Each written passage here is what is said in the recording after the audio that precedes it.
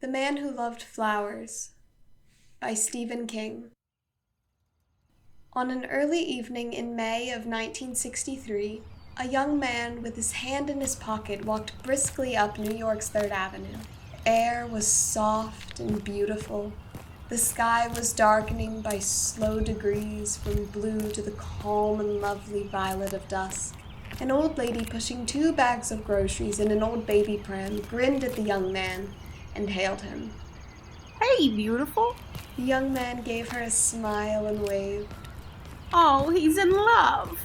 He had that look about him. He was dressed in a light gray suit with a narrow tie pulled down a little and his top collar button undone.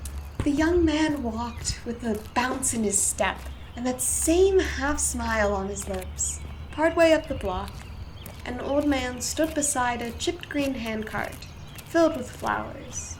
A Hammer murderer is still on the loose. JFK has declared that the situation in a little Asian country called Vietnam would bear watching. The Russians have exploded a nuclear device. None of it seemed real. None of it seemed to matter.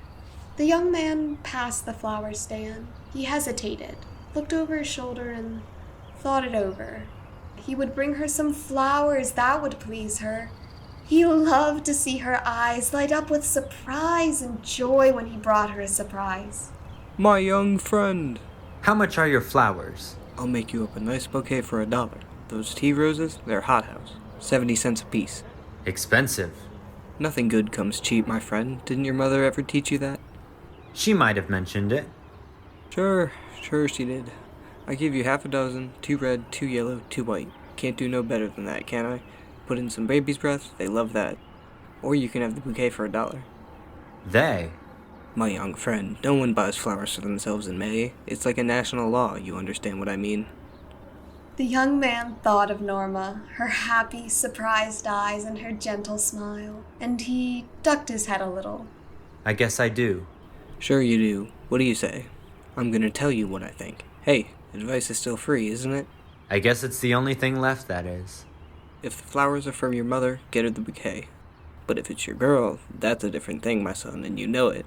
You bring her tea roses and she don't turn into an accountant. You take my meaning. Hey, she's gonna throw her arms around your neck. I'll take the tea roses. The young man grinned and blushed as the vendor arranged the roses in a neat wrap. Thank you. Just doing the job, my young friend. Give her a kiss for me.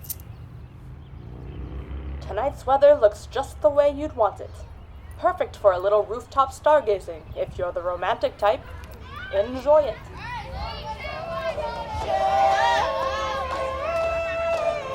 Betty and Henry sitting in a tree. K-I-S-S-I-N-G. At 73rd Street, he stopped and turned right. The street was darker. The young man did not go that far. Half a block down, he turned into a narrow lane. The stars were out, gleaming softly, and the lane was dark and shadowy. The young man was alone now. No, not quite. He walked more slowly and glanced at his watch. It was 7:45, and Norma should be just... Then he saw her, coming towards him from the courtyard, wearing dark blue slacks and a sailor blouse that made his heart ache. It was always a surprise seeing her for the first time. She looked so young. Now his smile radiated out, and he walked faster. Norma! She looked up and smiled, but as they drew together, her smile faded. His smile trembled a little. Her face suddenly seemed blurred.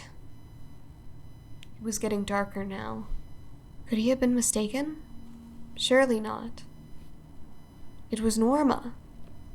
I brought you flowers. Thank you, but you're mistaken. My name is... Norma. He pulled the short-handled hammer out of his coat pocket where it had been all along. They're for you, Norma. It was always for you. All for you.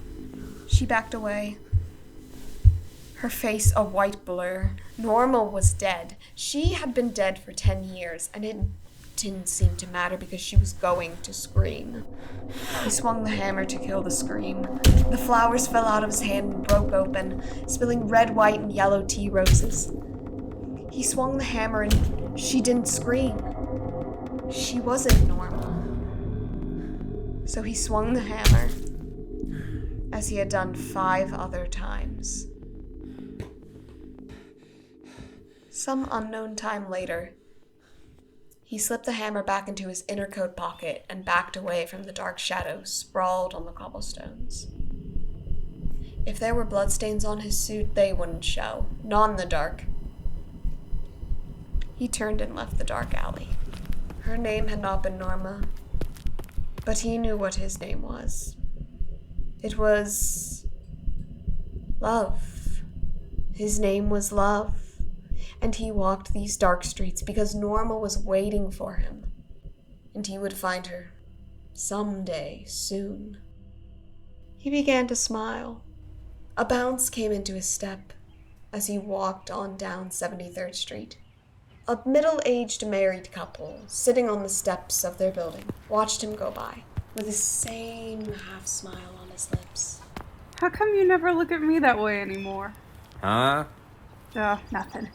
She watched the young man in the gray suit disappear into the gloom of the night, and thought that if there was anything more beautiful than springtime, it was young love.